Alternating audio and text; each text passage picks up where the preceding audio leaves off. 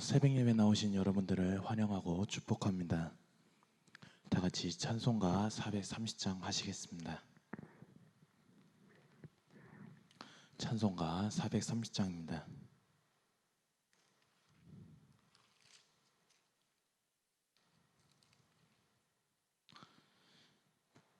주와 같이 길 가는 것 즐거운 일 아닌가. 우리 주님 걸어가신 발자취를 밟겠네. 한 걸음 한 걸음 주 예수와 함께 날마다 날마다 우리 걸어가리. 어린아이 같은 우리 미련하고 약하나 주의 손에 이끌리어 생명길로 가겠네. 한 걸음 한 걸음 주 예수와 함께 날마다 날마다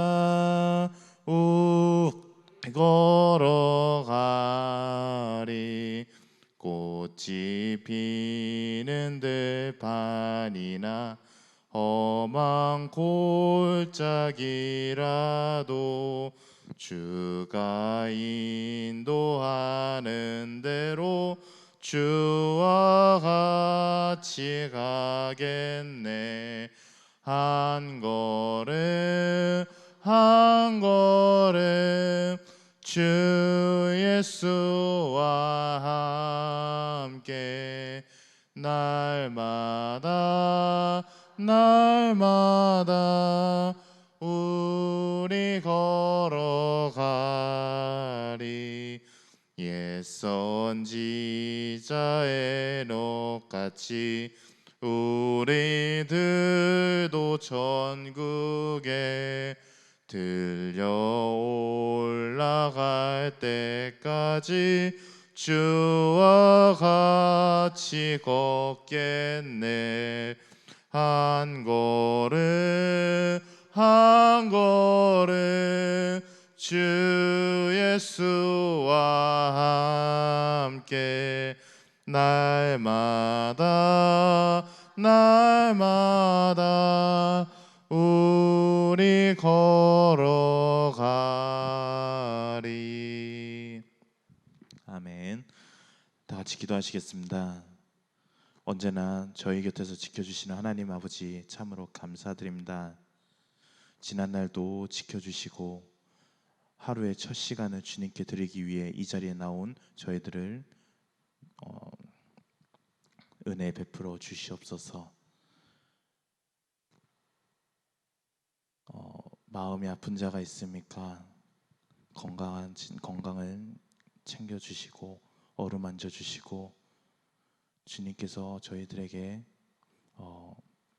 하시고자 하는 말씀들을 저희들이 깨달을 수 있게 하여 주시옵소서. 이제 말씀을 전하고자 합니다. 이 말씀 가운데서도 하나님께서 저희들에게 하시는 말씀 저희들이 듣고 그것을 실천할 수 있게 하여 주시옵소서. 감사드리며 사랑과 은혜가 많으신 예수님의 이름으로 기도드리옵나이다. 아멘. 오늘 함께 보실 말씀은 룻기 3장 14절에서 18절 말씀입니다. 룻기 3장 14절에서 18절 말씀입니다.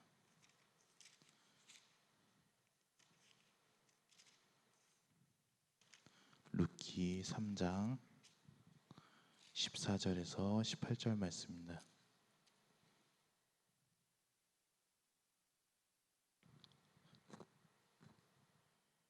제가 가지고 있는 성경책으로 구약성경 405쪽입니다. 다 찾으신 줄 알고 한 절씩 교독하시면서 읽겠습니다.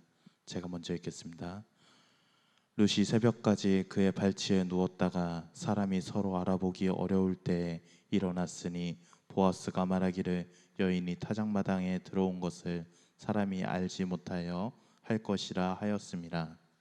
보아스가 이르되 내 겉옷을 가져다가 그것을 펴서 잡으라 하매 그것을 펴서 잡으니 보리를 6번 되어 룻에게 지어주고 성읍으로 돌아가니라. 룻이 시어머니에게 가니 그가 이르되 내 딸아 어떻게 되었느냐 하니 룻이 그 사람이 자기에게 행한 것을 다 알리고 이르되 그가 내게 이 보리를 6번 되어 주며 이르기를 빈손으로 내 시어머니에게 가지 말라 하더이다 하니라. 이에 시어머니가 말한 이르되 내 딸아 이 사건이 어떻게 될지 알기까지 앉아 있으라. 그 사람이 오늘 이 일을 성취하기 전에는 쉬지 아니하리라 하니라. 아멘.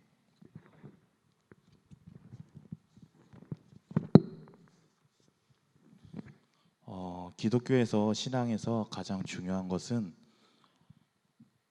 다움입니다. 하나님의 자녀다움, 그리스도인다움 등 다음의 신앙에서 아주 중요한 요소입니다. 그래서 고대 유대인들은 다움을 아주 중요하게 강조했습니다. 유대인들은 하나님의 백성다움을 율법에서 찾으려고 했습니다. 율법을 잘 지키는 것이 하나님의 백성다움이라고 생각한 것입니다. 자신들처럼 율법을 따르지 않는 사람들은 하나님 백성답지 않다고 주장하면서 무시하고 미워하기까지 했습니다. 그러나 예수님은 하나님의 백성다움을 율법에서 찾지 않으셨습니다. 하나님을 사랑하고 이웃을 내 몸과 같이 사랑하는 것이 하나님의 백성다움이라고 했습니다. 그리고 하나님의 나라와 그의 의를 구하는 것을 하나님의 백성다움이라고 이야기를 합니다. 하나님을 하나님으로 인정하는 것을 하나님의 백성다움이라고 했습니다. 예수님께서도 믿음에서 다움을 강조하신 것입니다. 요즘 세상이 점점 삭막해 가고 있습니다. 따뜻함도 없고 위로도 없는 치열한 경쟁 사회 속에서 그리스도인들마저 차가워져 가고 있습니다. 가장 따뜻하고 가장 위로를 많이 해야 하는 교회마저 경쟁 속에 휘말리면서 따뜻함과 위로와 격려가 없어집니다. 그리스도인 다움의 모습도 찾아보기가 어려운 시대가 되었습니다. 이러할 때 하나님은 우리에게 그리스도인 다움을 회복하기를 원하십니다. 예수님을 믿는 사람은 예수님을 믿는 사람다워야 합니다. 그러면 우리가 회복해야 할 그리스도인 다움은 어떤 것일까요? 첫째로 배려하는 성품을 회복해야 합니다. 어려운 사람을 도와주거나 보살펴 주려고 하는 마음이 배려입니다. 배려는 그리스도인 다움의 특징 중에 하나입니다. 경쟁이 치열한 사회 속에서 살아가는 우리에게 배려는 너무나 바보 같은 말이 되어 있습니다. 내가 성공하기 위해서는 다른 사람을 이겨야만 하기 때문입니다. 그런 상황 속에서도 배려가 어리석은 말처럼 들릴 것입니다. 예수님은 이 땅에 오셔서 배려의 본을 보여주신 분입니다. 머리 두실 곳이 없으신 예수님은 굶주린 사람들을 배부르게 하셨고 고통을 당하는 사람들을 치유하여 주셨습니다. 마음이 가난한 사람들을 위로하시고 격려해 주셨습니다. 본문에 나오는 보아스는 시어머니의 말씀에 순종해서 낯선 남자의 발치에 누운 룻의 마음을 헤아리는 배려의 모습을 잘 보여주고 있습니다. 14절 말씀 보면 룻이 새벽까지 그의 발치에 누웠다가 사람이 서로 알아보기 어려울 때에 일어났으니 보아스가 말하기를 여인이 타작마당에 들어온 것을 사람이 알지 못하여라 할 것이라 하였음이라라고 했습니다. 룻이 새벽녘까지 보아스 발치에 누워 있다가 아직 어두워서 서로의 얼굴을 알아보기 힘들 때에 일어났다는 것입니다. 그때 보아스가 종들에게 말하기를 이 여자가 여기 타작마당에 와 있다는 것을 아무에게도 알리지 말라고 일러 두었다는 말입니다. 보아스가 룻에게 배려를 베푼 것입니다. 보아스의 이러한 모습을 배려란 무엇인가를 잘 보여주는 모습입니다. 그리스도인들이 보아스의 배려하는 모습을 본받아야 합니다. 그리스도인들은 하나님의 절대적인 배려를 받은 사람들입니다. 믿음으로 얻은 구원은 우리를 향한 하나님의 놀라운 배려인 것입니다. 하나님은 구원의 대가로 우리에게 다른 수고나 공로를 원하지 않으십니다. 우리의 힘으로는 죗값을 치를 수 없기 때문입니다. 그저 믿음만으로 제 사함을 얻게 하셨습니다. 이것은 하나님의 놀라운 배려인 것입니다. 우리도 타인에게 배려를 베풀어야 합니다. 어려움을 당한 사람들을 도와주거나 보살펴 주는 마음을 지녀야 합니다. 그렇게 하는 것이 그리스도인다운 것입니다. 둘째로 나눔과 베품의 성품을 회복해야 합니다. 사회가 아무리 이기적이라고 해도 그리스도인다움은 변하지 않습니다.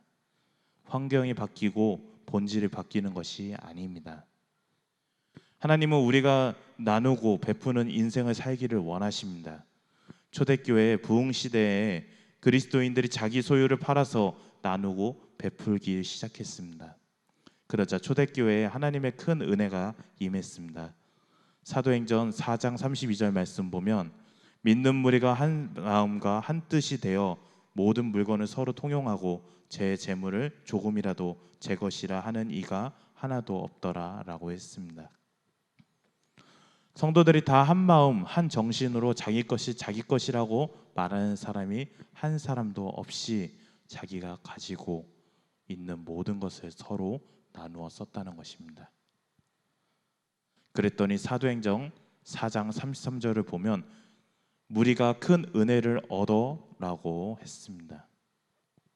성도들이 서로를 배려했더니 하나님께서 모든 성도들에게 더 많은 은혜를 베푸셨다는 말씀입니다. 보아스는 룻에게 보리를 6번이나 대어 담아서 그의 옷자락에 담아줍니다.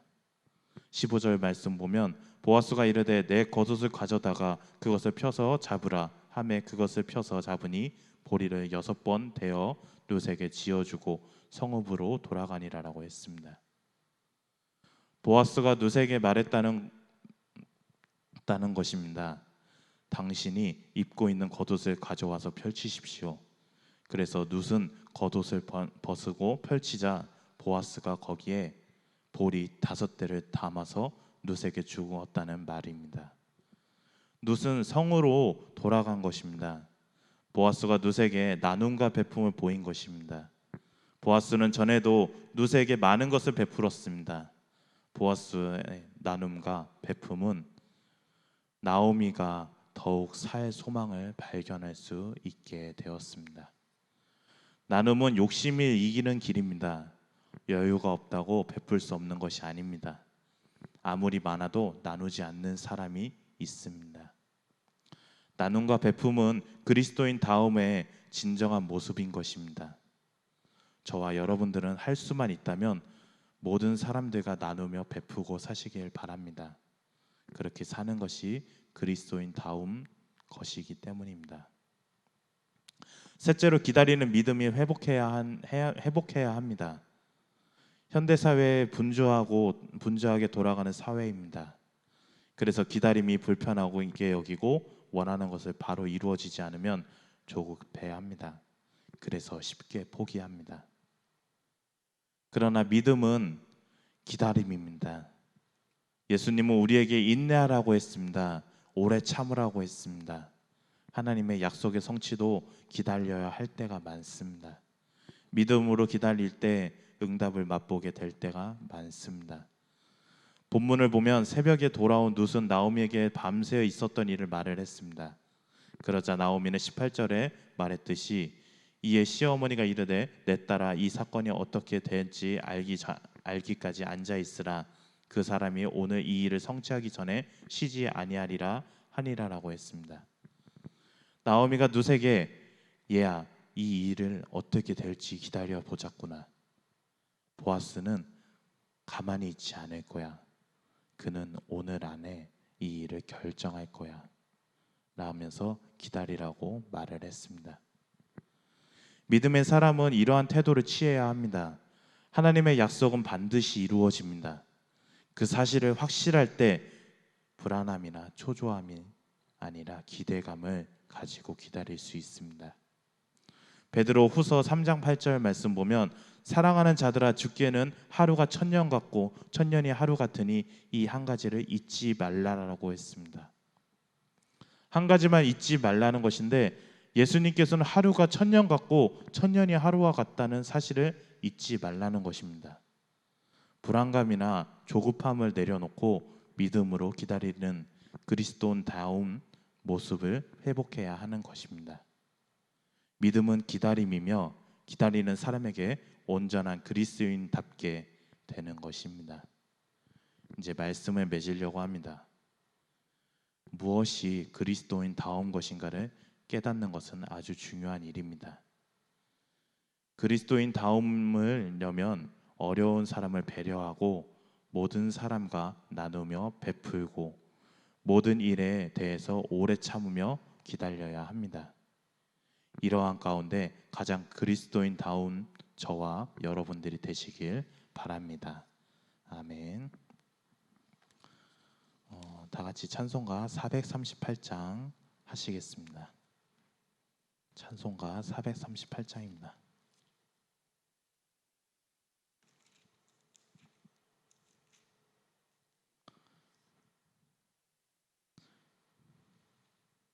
찬송가 438장입니다.